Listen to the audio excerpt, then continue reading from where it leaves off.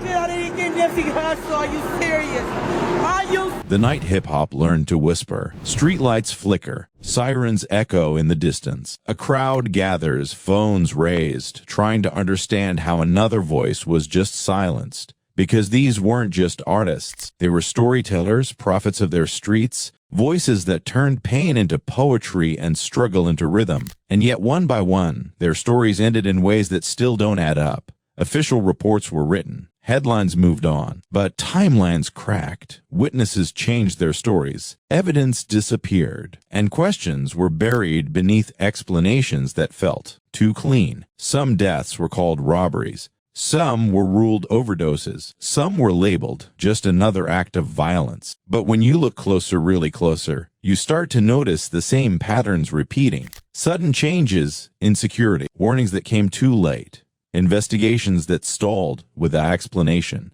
and in every case, the same haunting silence. Tonight, we're not here to sensationalize tragedy. We're here to revisit the moments where the truth slipped through the cracks, where what we were told doesn't quite match what actually happened. Because in hip-hop, death doesn't always come without a reason, and sometimes the most dangerous thing isn't what we know, it's what we were never meant to question. Tupac Shakur. It was a warm September night in Las Vegas. The Strip was alive, lights blazing, traffic crawling, music spilling out of every corner. Just hours earlier, Tupac had been smiling, laughing, attending a high-profile boxing match. There was no sense that this would be his final night alive. Then, at a red light, a white Cadillac pulled up beside him. Gunshots tore through the night. Within seconds, one of the most influential voices in hip-hop was bleeding in the passenger seat. He was rushed to the hospital, clinging to life for 6 days before dying on September 13th, 1996. The world was told this was a drive-by shooting,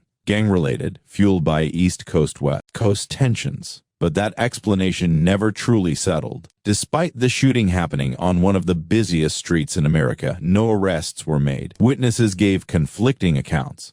Some claimed they saw the shooter clearly. Others later recanted. Surveillance footage that should have existed didn't, or was never released. Then there's the part that still confuses investigators. Tupac had been involved in a physical altercation earlier that night inside the MGM Grand. The fight was caught on hotel security cameras. Faces were identified. Names were known. Yet the connection between that fight and the shooting was never fully pursued at the time. Even more unsettling, Tupac had reportedly received threats weeks before his death. He had asked for increased security. Some accounts say his usual protection wasn't present that night. Others say he refused armor because he didn't want to look scared. Over the years, multiple people have claimed to know who pulled the trigger. Books were written. Interviews surfaced. Confessions were hinted at, but never tested in court. No trial, no conviction, no official closure. And so Tupac became more than a victim. He became a symbol of a system that saw everything, yet proved nothing. To this day, his case remains one of the most famous unsolved murders in American history, not because there are no answers, but because the answers were always just close enough to touch and never close enough to hold. And this wasn't the last time hip-hop would experience a death that felt unfinished. Because just 6 months later, on the opposite coast, history repeated itself, almost shot for shot. The Notorious B.I.G. 6 months. That's all the time that separated the death of Tupac Shakur and the murder of Christopher Wallace, better known to the world as the Notorious B.I.G. And that single detail alone is what makes this case impossible to ignore. It was March 9, 1997, in Los Angeles. Biggie was in the city promoting his upcoming album, attending industry events, moving through parties, surrounded by executives, artists, and security. The East Coast-West Coast rivalry was supposedly cooling down. Publicly, at least, the war was over, but the streets were telling a different story. After leaving a crowded after-party at the Peterson Automotive Museum, Biggie sat in the front passenger seat of a black SUV. Traffic slowed. Music thumped from nearby cars. And then, almost mirroring Tupac's final moments, a dark sedan pulled alongside him. 4 shots. One bullet struck Biggie in the chest. Another punctured his lung. By the time the SUV reached the hospital, he was already gone. He was just 24 years old. From the very beginning, the investigation felt off. Despite dozens of witnesses, police chaos, and a heavily populated area, no one was arrested. The shooter vanished into the night. And unlike Tupac's case, this time the controversy went even deeper, straight into the police department itself. Almost immediately, accusations surfaced that members of the Los Angeles Police Department may have been involved, or at the very least, deliberately negligent. Internal reports pointed to corruption within the LAPD's Rampart Division. One detective was accused of protecting suspects. Another allegedly destroyed or ignored evidence. Then there was the description of the shooter. Multiple witnesses described a man wearing a blue suit and body, an oddly specific detail. Yet no official composite sketch was ever released to the public. No suspect matching that description was seriously pursued, and the explanation quietly faded from the narrative. Years later, lawsuits would reopen the wound. Biggie's family sued the city of Los Angeles, claiming the police had knowledge of who killed him and chose not to act. During legal proceedings, former officers admitted under oath that leads were mishandled, witnesses weren't followed up on, and internal politics interfered with the case. But the most disturbing part: the similarities to Tupac's murder were almost too precise. A major artist, a public location, a drive-by shooting, conflicting witness statements, and a case that stalled without resolution. Two of the biggest names in hip-hop murdered within months of each other on opposite sides of the country, yet neither case resulted in a conviction. Officially, Biggie's death remains unsolved. Unofficially, theories have lived on for decades: retaliation, industry politics, street-level revenge, corrupt officers protecting informants. Every possibility has been whispered, none proven in court, and that's what makes this death so unsettling. Because when you strip away the rumors, the documentaries, and the speculation, what remains is a simple truth. One of the most high-profile murders in music history happened under the watch of law enforcement, media attention, and countless witnesses, and still no one was held accountable. Biggie's voice was silenced that night in Los Angeles, but the questions left behind have never stopped echoing. And as hip-hop would soon learn, this pattern, fame, violence, confusion, and unfinished investigations, was far from over. XXXTENTACIon had happened in broad daylight, June 18, 2018, a quiet afternoon in Deerfield Beach, Florida. No flashing lights, no chaos. Just a young rapper leaving a motorcycle dealership, climbing into his car, unaware that within minutes his life would end in front of witnesses, security cameras, and passing traffic. XXXTENTACIon, real name Jase Onfroy, was just 20 years old. As his vehicle pulled onto the road, a dark SUV blocked his path. Two masked men approached. Gunshots rang out. Within seconds, the car rolled to a stop. By the time help arrived, he was already gone. The world was told this was a robbery gone wrong. But almost immediately, cracks began to show. For starters, the setting didn't make sense. XXXTENTACIon was driving alone, without security, despite being one of the most controversial and recognizable artists in the world at the time. Friends later claimed this was unusual. He had reportedly been warned about threats. He had talked about feeling watched. Yet on that day, he moved without protection. Then as the timeline, witnesses said the attack happened fast, almost too fast, as if the attackers knew exactly where he would be and when. Surveillance footage showed the suspects arriving shortly before he exited the store, raising questions about whether this was random or planned. Authorities later arrested 4 men, stating the motive was robbery. They claimed the suspects did to even know who he was at first. But critics questioned that explanation. XXXTENTACIon was instantly recognizable. His hair, his tattoos, his car, and he was carrying a large amount of cash, something attackers would have had to know in advance. Even more troubling were the warnings. In the months before his death, XXXTENTACIon had posted cryptic messages online, speaking about death, betrayal, and not living much longer. At one point, he even asked fans to remember him if something happened. After his death, those posts were reframed as eerie premonitions, but at the time, no one intervened. The investigation moved faster than most high-profile cases. Arrests were made, trials followed, convictions were secured, and yet, the questions never fully disappeared. Why did his security routine change that day? Why was he alone? Why did witnesses initially report different versions of events? Why did early police statements conflict with later conclusions? Some fans believe there was more to the story, that the robbery explanation was too simple, too convenient. Others argue the case was handled correctly, and the discomfort comes from how sudden and public the loss was. But here's what can be ignored. This was a murder captured in real time in a public place, with cameras everywhere, and still confusion surrounded the motive, preparation, and circumstances. Even with convictions, many feel the full truth was never explored publicly. XXXTENTACION, as death marked a turning point in modern hip-hop, it showed that fame, visibility, and youth offered no protection. That danger did. He always come in dark alleys or late nights.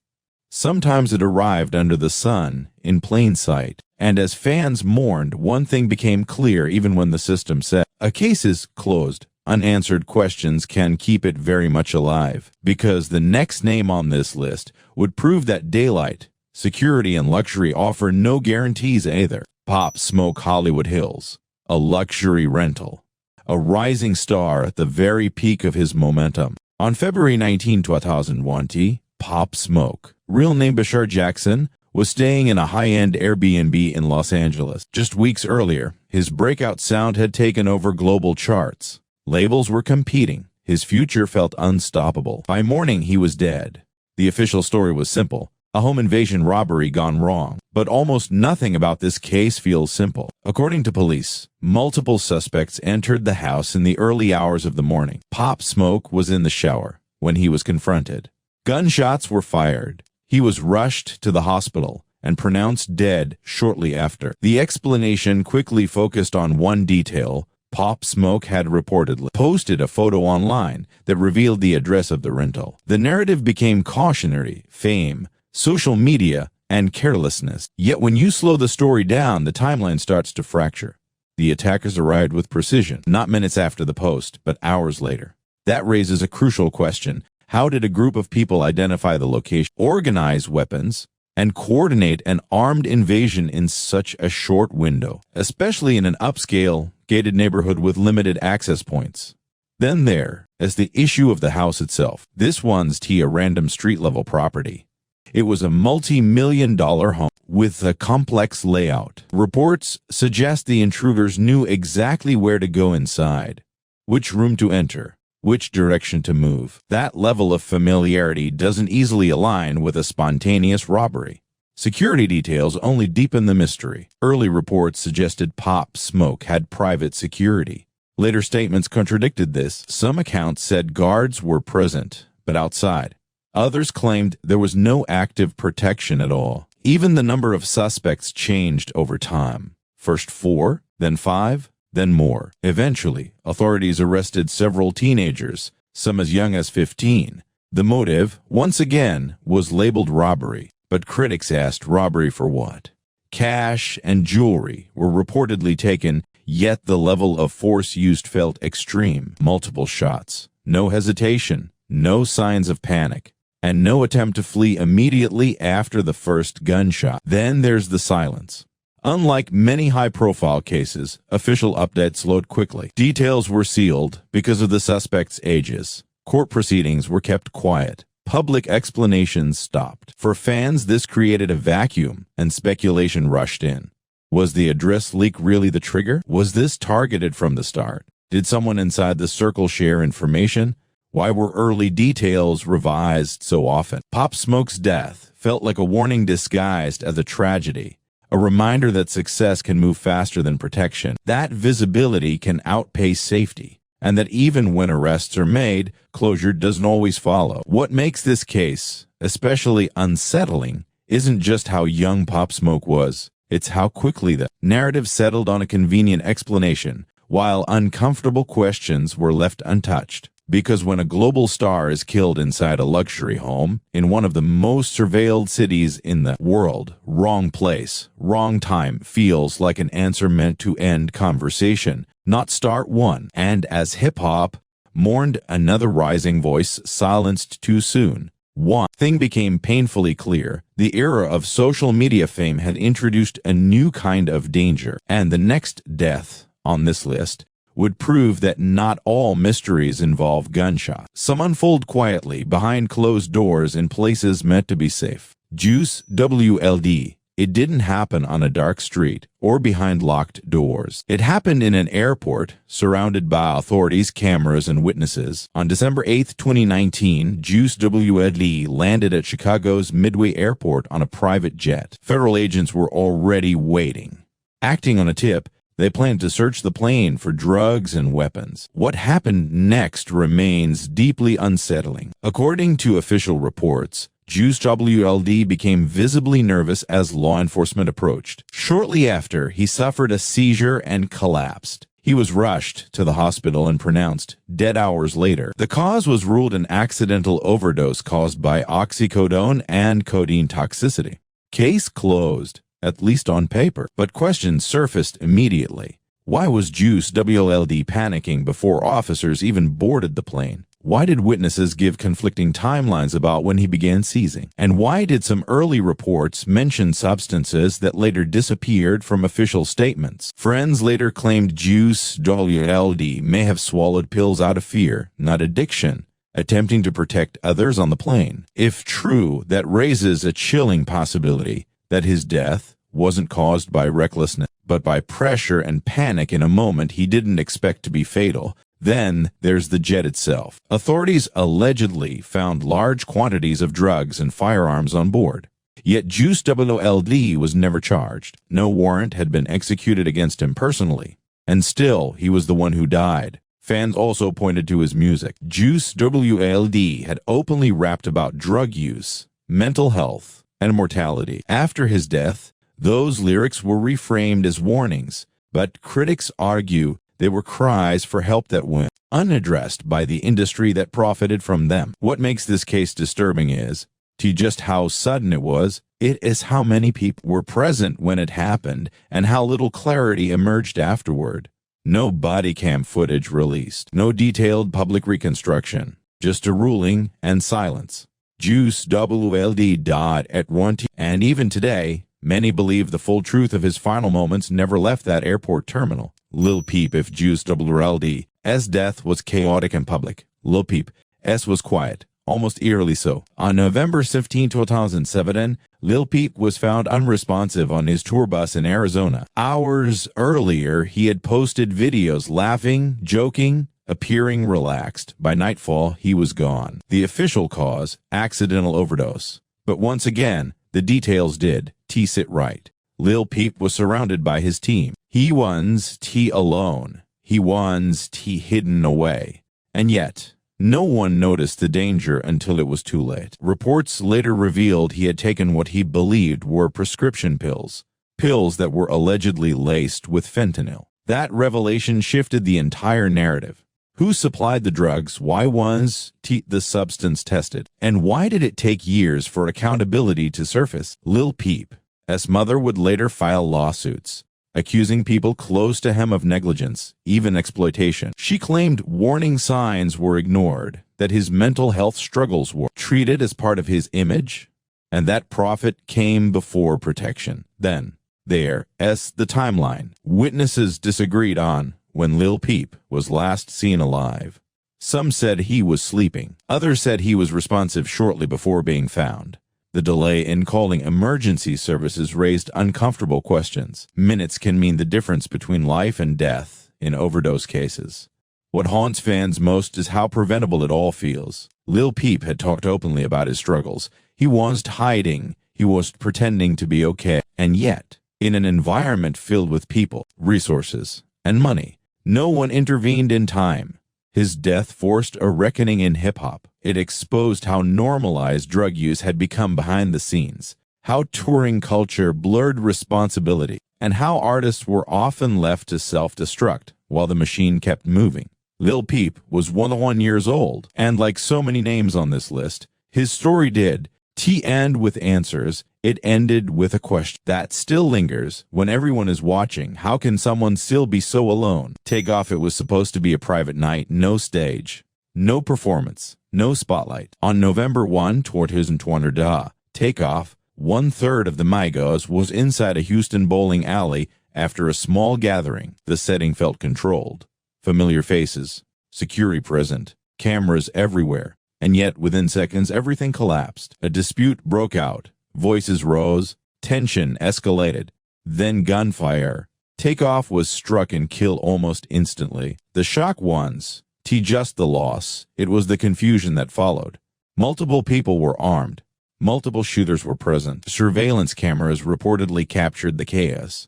Dozens of witnesses were in the room, and still, early reports could even agree on the most basic detail: who fired the fatal shot. Initial narratives shifted rapidly. Some reports suggested crossfire. Others hinted at friendly fire. Later, authorities charged a suspect, but public explanations remained carefully limited. Not because it was dramatic, but because it was almost invisible. #10.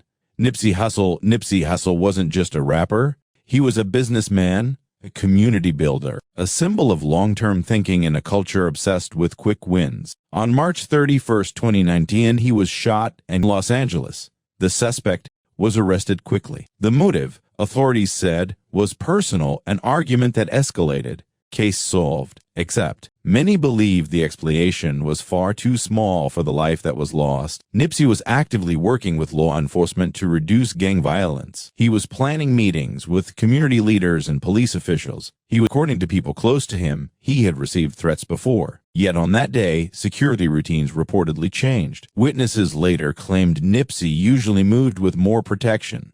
That afternoon, he didn't. The shooting happened in broad daylight, and while others quietly disappeared. In several cases, explanations were delivered quickly, not necessarily to reveal